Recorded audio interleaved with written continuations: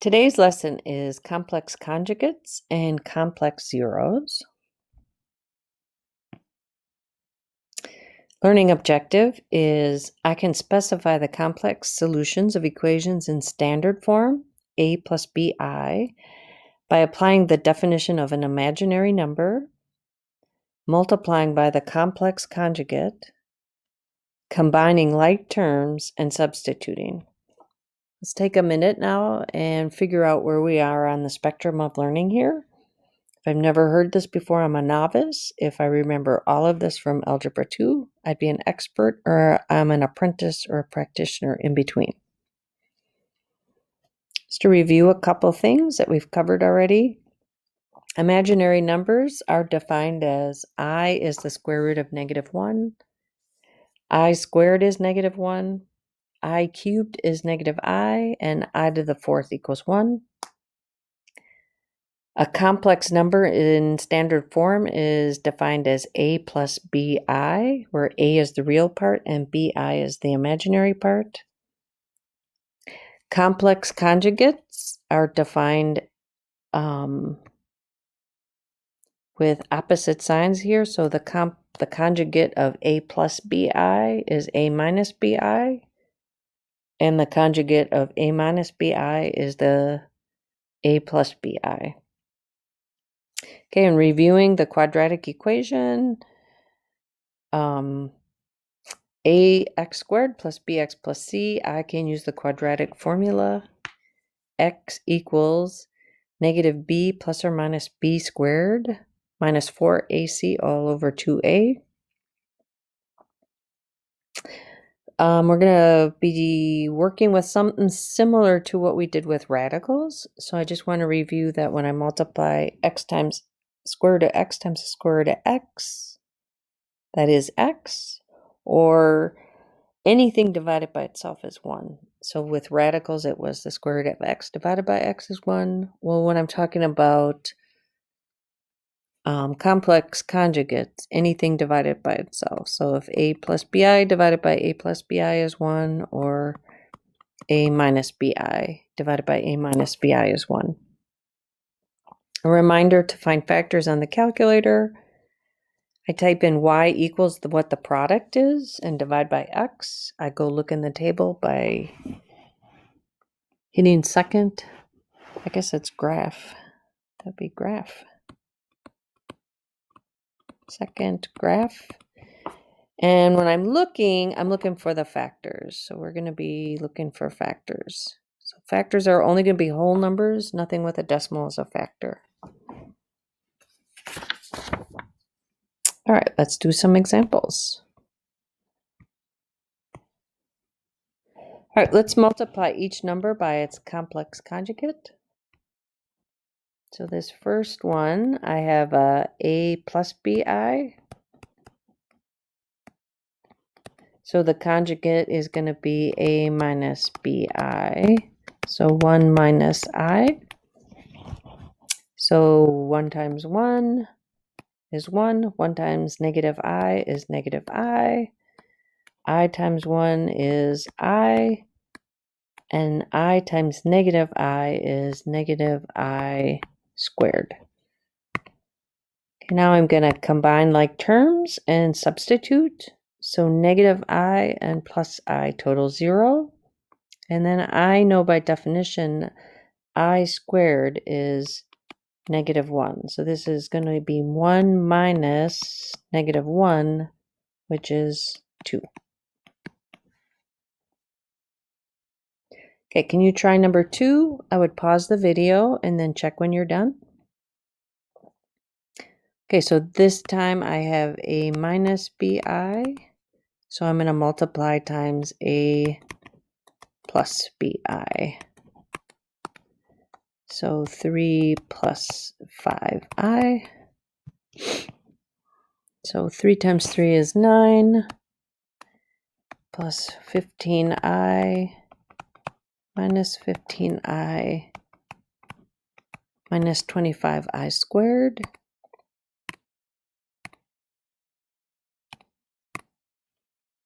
Okay, I'm going to substitute I didn't have the squared. I squared with negative 1, and plus and minus 15i total 0. So this is going to be 9 minus 25 times negative 1. So that's really 9 plus 25, which is 34.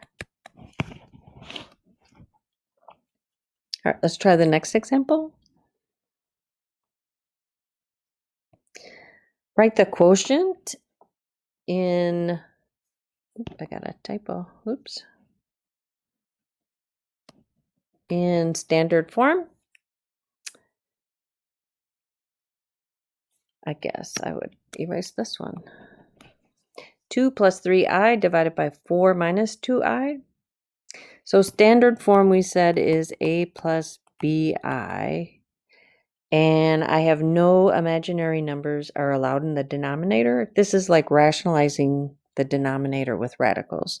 So if I had 3 divided by the square root of 2, I couldn't have a radical in the denominator. So I would multiply by whatever I have in the denominator as 1. So this would be 3 times the square root of 2 over 2. So I'm going to do the same process. I'm going to multiply by the complex conjugate to eliminate the imaginary number in the denominator. So I have 2 plus 3i divided by 4 minus 2i. So again, I'm interested in what's in the denominator. So this is what I'm going to multiply by the complex conjugate. So I have 4 minus 2i, so I'm going to multiply by 4 plus 2i divided by 4 plus 2i. Okay, so I'm multiplying times 1. So this is a double distribution. So I'm going to multiply times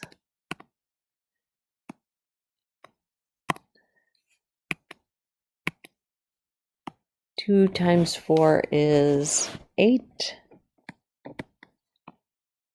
2 times 2i is 4i. 3 times 4, 3i times 4 is 12i. And 3i times 2i is 6i squared. Okay, same thing in the denominator. 4 times 4 is 16. 4 times 2i is 8i. Negative 2i times 4 is minus 8i.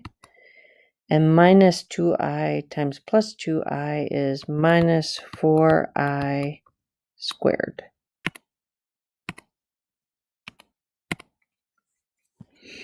Okay, so I'm going to combine like terms and substitute I squared with negative 1.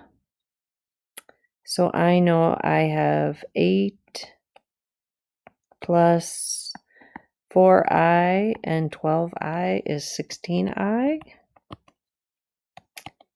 Plus 6, and I know I squared is negative 1 times negative 1 divided by 16, and negative 8i and plus 8i total 0,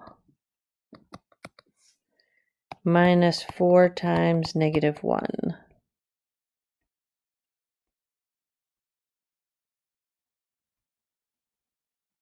Okay, simplifying a little bit more. I have 8 plus negative 6 is 2, plus 16i, and 16 plus 4 is 20. And my goal is to get to a plus bi, so I need to separate my fractions. So this is going to be 2 divided by 20 plus 16i divided by 20. I always simplify fractions, so this is going to be 1 over 10 plus 4 over 5i. And I have finished because I am in a plus bi form. Okay, so I have no imaginary numbers in the denominator. All right, Let's try another example. Here we're going to add or subtract radicals that have imaginary numbers. So when I am simplifying radicals, I'm interested in perfect squares. My perfect squares are 1, 4, 9, 16. So this is 1 squared, 2 squared, 3 squared, 4 squared. Okay, so let's rewrite our complex numbers in standard form. So this is going to be in a plus bi form. So I'm going to rewrite, I know 48 is 3 times 16. So I'm trying to get factors with perfect squares. And I'm going to rewrite the -1. So I'm going to rewrite this as the square root of -1 times the square root of 3 times the square root of 16 minus, and I'm going to rewrite the square root of -27. So the negative I'm going to rewrite as -1, and I'm going to rewrite 27 as 9 times 3. So square root of 3 times the square root of 9. Okay, so I'm going to simplify next. So I know the square root of -1 is called I. I cannot simplify the square root of 3 anymore. And the square root of 16 is 4. Okay, the square root of -1 is I. I cannot simplify the square root of 3 anymore. And the square root of 9 is 3. So now I'm going to rewrite. I write the number 4 times the square root of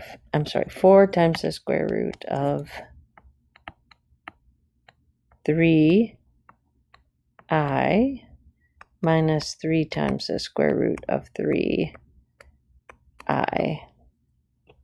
Now, since I have the same base, I can subtract these. So I'm just left with is 1 square root of 3i.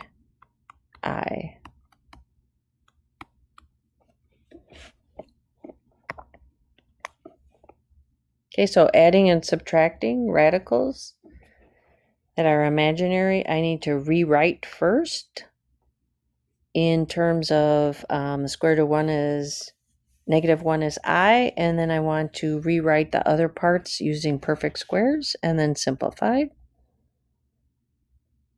Okay, here is a quadratic equation that does not have real solutions. So I'm going to rewrite this by writing it as x squared equals -4.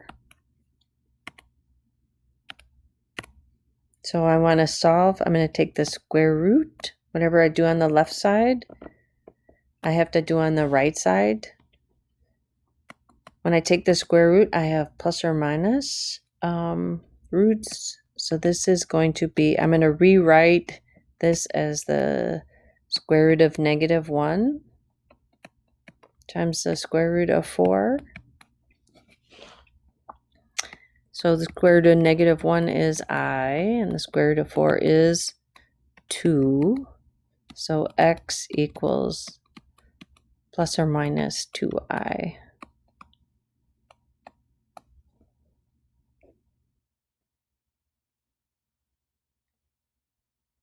Okay, so let's multiply imaginary numbers. Okay, so I'm going to rewrite this expanded. So -1 plus the square root of -3. And I'm going to rewrite this instead of saying the square root of -3. So I know the square root of -3 equals I times the square root of 3. So I times the square root of 3 and -1 plus I times the square root of 3. So if there is no number other than 1, we usually put the I in front of the radical. If there's another number, I'll put the number I after the radical. All right, so now this is a double distribute. So I'm going to multiply out.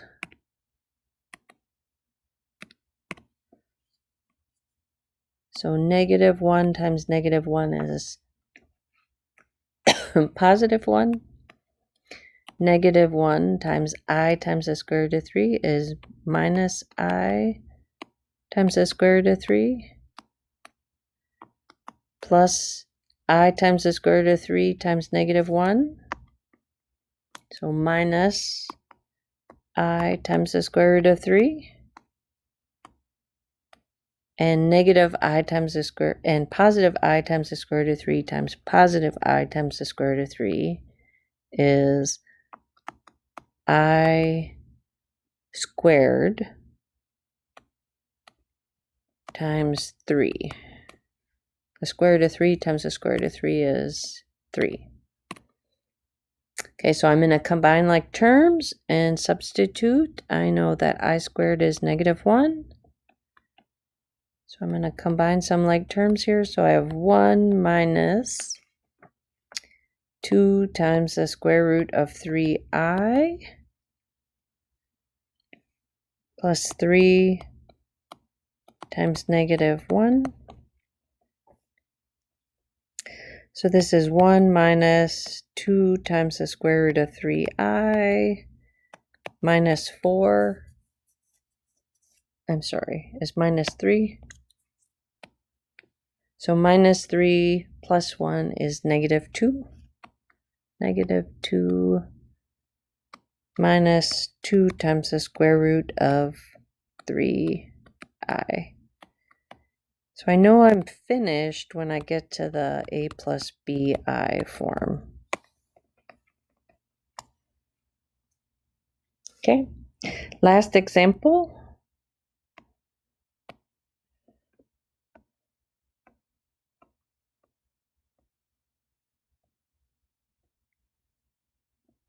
We are going to factor this quadratic equation. So here is A, B, and C. So I'm going to substitute into the quadratic formula. So I know x equals negative b plus or minus the square root of b squared minus 4 times a, which is 3, times c, all divided by 2 times a.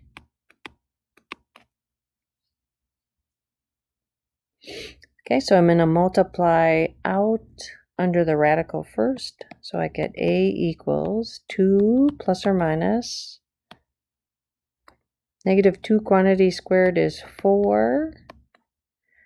And 3 times 5 is 15 times 4 is 60. All divided by 2 times 3, which is 6. So this is going to be x equals 2 plus or minus the square root of negative 56 over 6. So now I'm going to rewrite the square root of negative 56.